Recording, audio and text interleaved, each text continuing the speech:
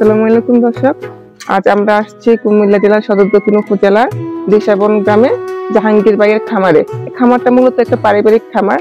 তিনি খামার 1996 সাল থেকে শুরু করে বর্তমান খামার 40টা গরু ছিল, কিন্তু কয়েকদিন আগে উনি কয়েকটা খামার গরু বিক্রি করছেন। বর্তমানে 16টা গরু আছে। আমরা আজকে ওনার সফলতাটা ওনার মুখে শুনবো। চলুন শুনে আসি ওনার মুখ থেকে।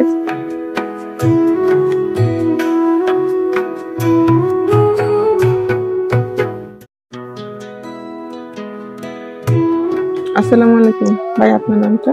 আমার নাম মোহাম্মদ জাহাঙ্গীর হোসেন। এটা কোন জায়গা? দিশাবন, কুমিল্লা সদর দক্ষিণ।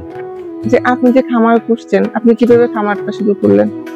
আমি প্রথমে ধরেন 95 সন থেকে এই 2-4টা গরু দিয়া শুরু করছি। এমন মনে করেন আস্তে আস্তে পর্যায়ক্রমে 40টা গরু সহ হয়েছে আমার।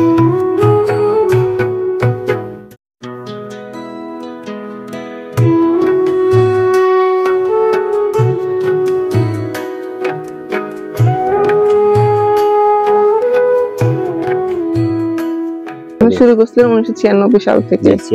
আপনারটা তো পারিবারিক খামার। দেখাশোনা আপনি নিজেই করেন? না, লোক আছে। কয়জন লোক আছে? একজন।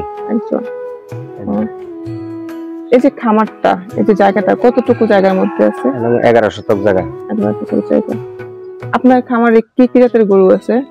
বেশি মুন্ডি, শাহিওয়াল, এই যে ফিজিয়াম, সব গরু আমার গাভীর থেকে বাচ্চা হয়, এগুলি আমি রাখি। মানে আপনার খামারটা হচ্ছে গাভীর থেকে যে বাচ্চা হয় ওইগুলা থেকে হয়, আমি বাইরে গরু কম কিনি।